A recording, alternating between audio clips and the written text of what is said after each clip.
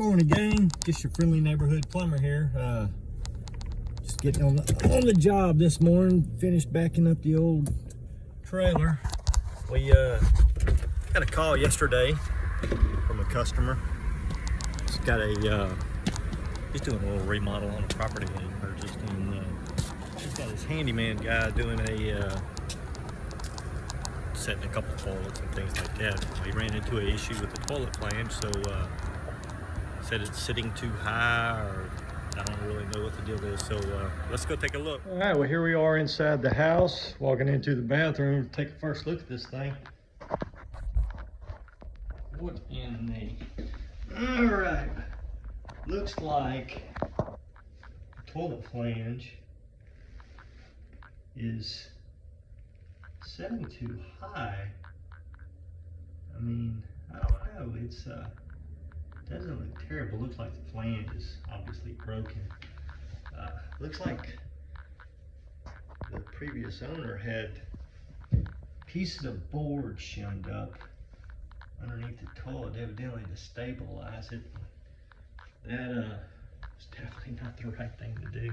Let's see what we got here. Uh-oh. Okay. Oh yeah, we got some old cast. All right, looking at this thing. Yeah, someone did a flange replacement on this thing.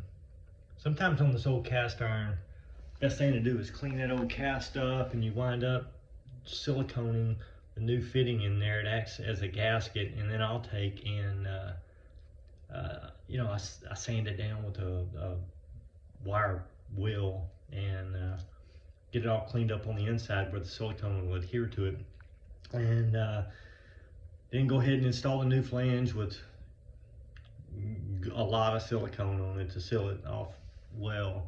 And then I'll take and drop me some stainless steel bolts in to the new flange and pour some Loctite in there. And it's one of those, you know, sometimes you just can't polish a turd kind of things, but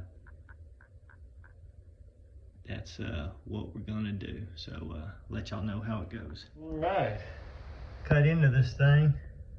Looks like they took and just stuck a new toilet flange on the inside of a existing old cast iron flange. So to get this thing down to the right height, I'm gonna have to take and get rid of the existing old cast iron flange and redo all that. So continue on.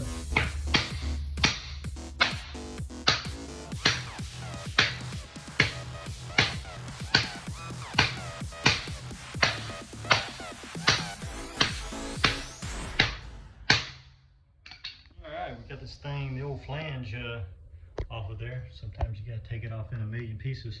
So we're gonna get all this all cleaned up and prepped up and ready to do the install on the new flange.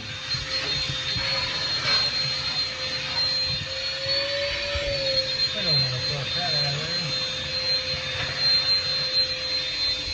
Alright, got our stuff over here we're gonna do this repair with. Got everything all cleaned up. Now, this new flange to set down on there, it's still looking like it's just a little high. I'm going to take in this old cast iron. It's sitting a little bit high. I'm going to take my my grinder right here, and I'm going to smooth those little edges off there, and we're going to get down to some good stuff. All right. I got that surface all ground down there. Got rid of all those jagged edges, and see what we've got here. Oh yeah, it's looking nice now. All right, continue on. Gotta clean up the inside of the pipe and get ready to put that silicone on there. All right, bolts in, Loctite poured back. Looks like nothing left to do now except for wait for this thing to dry. That Loctite will be hard in 30 minutes. I mean, actually, it'll be hard in 5 minutes, man. That stuff takes absolutely no time. But anyways, once that sits up, then I'm gonna come back and install that toilet for the customer.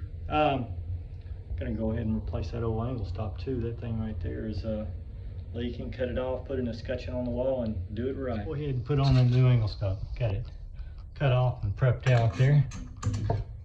Put it on backwards there so that it'll kind of flare it out a little bit and make it go on there a little easier. Do that. There we go. Get my wrenches on it. Get her tightened up.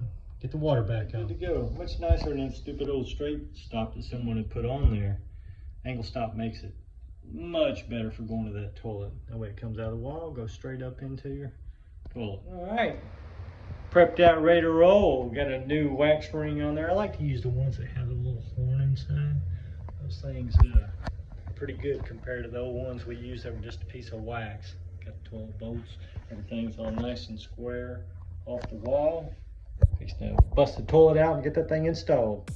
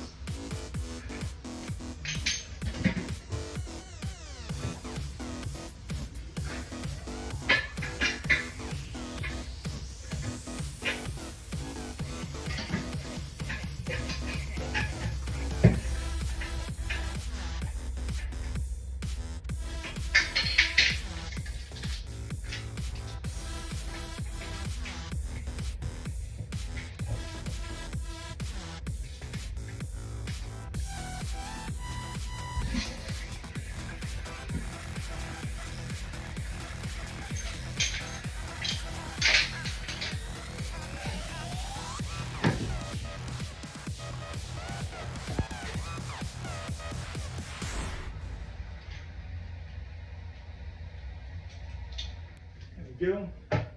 Vault seat installed.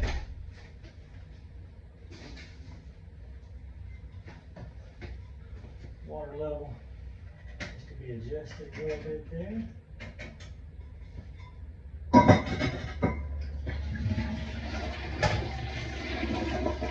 Houston, we're good for takeoff.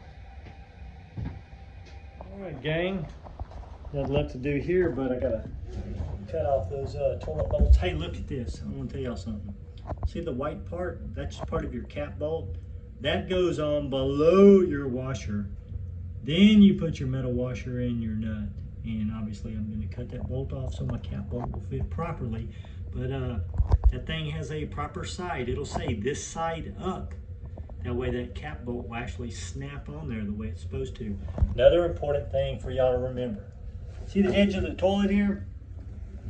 Okay, if you do not silicone that or caulk it down with some caulk, depending on what you're doing. I like to use clear silicone because it's less obtrusive looking at it on these tile floors.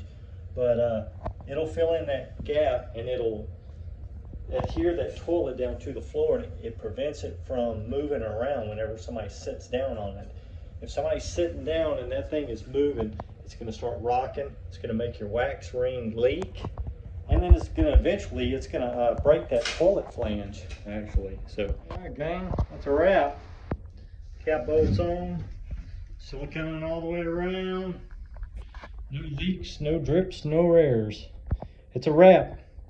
If y'all need something, give me a holler.